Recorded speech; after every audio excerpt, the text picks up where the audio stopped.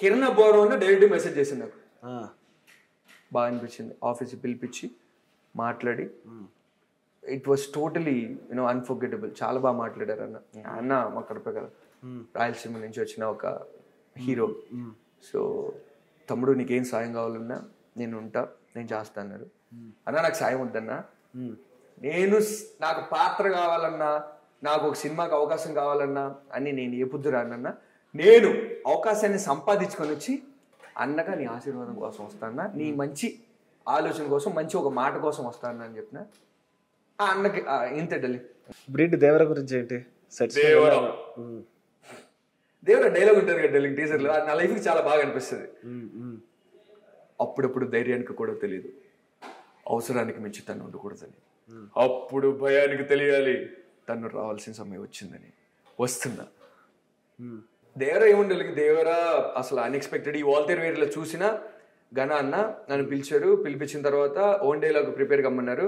Own dialogue మన life లో first ఏమన్నా అంటే ఆచార్యదేవ ఏమంటివి లేదా పాంచాలి పంచపత్రిక, లేదంటే ఎందువాడు ఇట్లాంటి ఏమన్నా నాకు సెట్ అయ్యేటి, నా బయస్కి సెట్ అయ్యేటి వాడుతున్నా.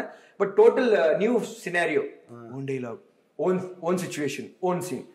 అప్పుడు ఏం చేసిన, ఎన్టీఆర్ సార్ అరవింద్ సమేత వీరరాఘవలో ఎంట్రీ సీన్ అప్పుడు నాగబాబు గారు చనిపోయినప్పుడు కంప్లీట్ బ్లాంక్ స్టేజ్లో ఉంటాడు.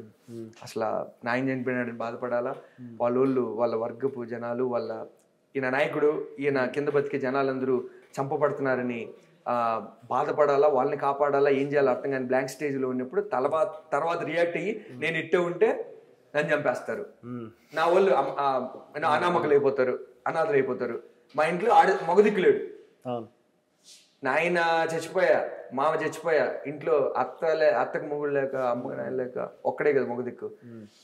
ఆ రివాల్ట్ అనేది సడన్ గా వచ్చేస్తుంది కదా. ఒకవేళ అప్పుడు ఆయనకి డైలాగ్ ఉంటే, ఆయన డైలాగ్ చెప్పుంటే ఎంత గాంభీర్యంగా, ఎంత భయంకరంగా ఉండుంటుంది ఊహించుకొని నేను డైలాగ్ రాసుకున్నా. అది మా మా పక్కన జరిగినట్టే కదా ఇండియా, బసిరెడ్డి, నారపరెడ్డి, ఇవన్నీ.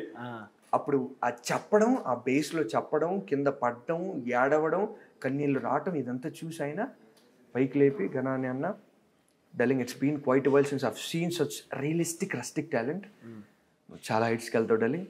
ఈ సినిమాలో ఏదో క్యారెక్టర్లో నిన్ను పెట్టడానికి పిలిపించా, కానీ ఏ క్యారెక్టర్లో నిన్ను పెడితే నీ టాలెంట్కి కనీసం అది ఒక స్కోప్ ఇవ్వకుండా, అది నీకు ఉపయోగపడకుండా పోయి నీకు యూస్లెస్ అయిపోతుందేమో భయం నాలో వచ్చింది. నీకు మంచి క్యారెక్టర్ ఇస్తా, అది నేను అట్టండి అని చెప్పడం, క్యారెక్టర్కి నువ్వు 100% చేస్తావు, ఆ క్యారెక్టర్ కూడా నీకు 100% న్యాయం చేస్తుంది అనే రకంతో ఇచ్చారు.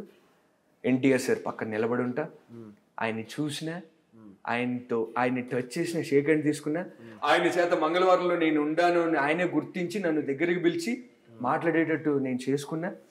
చాలా darling, Devara it's life time opportunity for me. ఎన్ని డేస్ జరిగింది షూట్? ఒక కరెక్ట్ గుర్తులేదు డార్లింగ్, ఒక 45 రోజులు జరిగి ఉంటుంది అనుకుంటున్నా.